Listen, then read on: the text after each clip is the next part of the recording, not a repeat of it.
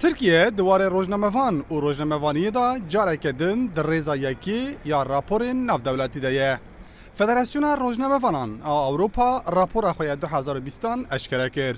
Li gor rapora Federasyona Rojnamevanan welatê ku herî zêde rojnamevan lê têne kuştin Meksîka ê ku herî zêde rojnamevan lê têne zindanîkirin jî Tirkiye ye. Li hêla din êrişên fîzîkî li ser rojnamevanan jî zêde bûne. Di nava sê mehan da zêdeyî 10 rojnamevan ji ber karên xwe rastî êrişan hatin û birîndar bûn.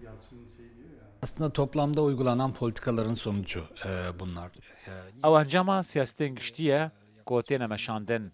Ew ne tiştekî nû ye. Li Tirkiye 20 salin li hember rojnamevanan biçûkxistin berdewam e.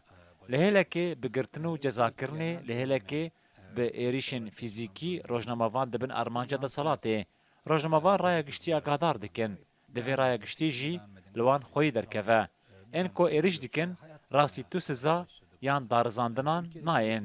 Ew dibe sedema tirsekê ku rojnamevan rastiyan nenivîsînin. û salê hatiye ku her kes dikare êrişî wan rojnamevanan bike ku li gor wan rojnamevaniyê nake. Dîlok, Antalya, Stenbol, İdir û Enkere. Li van bajaran di nava sê mehan da zêdeyî 10 rojnamevan rastî êrişan hatine. Hinek ji wan bi çekan, hinek bi dar û pêhnan hatine birîndarkirin. Herî dawîn Lewent Gültekin li Stenbolê rastî êrişa 25 kesan hat û birîndar bû. Hemû ev rojnamevanên ku rastî êrişan hatine, polîtikayên hikûmetî û helwesta MHP'yê rexnekirine. Li parlamentoyê jî pêşnûmeyek hat dan da lêkolîn bêkirin. Lê heta niha tu berpirsên van êrişan nehatine girtin an cezakirin. Hemû nîşaneyên van êrişan jî nîşan didin ku tawanbar ser bi MHP'yê vene. Ji xwe serkirdeyekî MHP'yê jî dibêje ku dînên tevgera wan pirin. Son 5 yılda Türkiye'de 139. Di 15 salên dawîn de 139 rojnamevan wiha rastî êrîşan hatine li welatên din dadwerî li hember van mijaran karîger e lê ne li vir.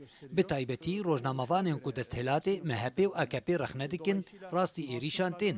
Ew weke pandemiyekê li rojnamevanan hatiye. Eger aliyekî berpirs siyaset be aliyê din jî dadwerî ye. Ji ber tu cezakirin nîne. Ew nayê qebûlkirin. Berê asayişê rojnamevan dikirin armanc lê niha di nava siyasetê de hin kes vî karî dikin. Ew rewşeke gelekî metirsîdar e. Li hêlekê ew êrîş û li hêla din jî girtin û zindanî kirin. Rêxistina rojnamevanên bêsînor jî di rapora xwe de eşkere dike ku di warê azadbûnê da Tirkiye di nava 108 welatan da di rêza 105 û çaran de ye.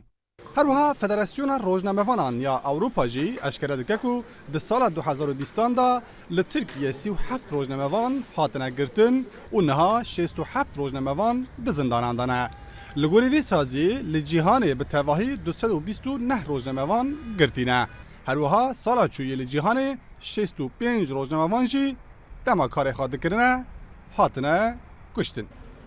Ne tenê lêdan, êrîş, zindanîkirin, cezakirin û dadgehîkirin. Givaşên li ser rojnamevanan bi şêweyên cuda jî berdewam dikin. Piştî ku li nava Tirkiye ji sedî 95 medyayê ji hêla hikûmetê ve hate kontrol kirin, nêzîkî 10,000 rojnamevan jî bêkarman û ewana bi salên dirêjin û hîna jî bêkar in. Rawîn Stêrk, Rûdaw, Stenbol.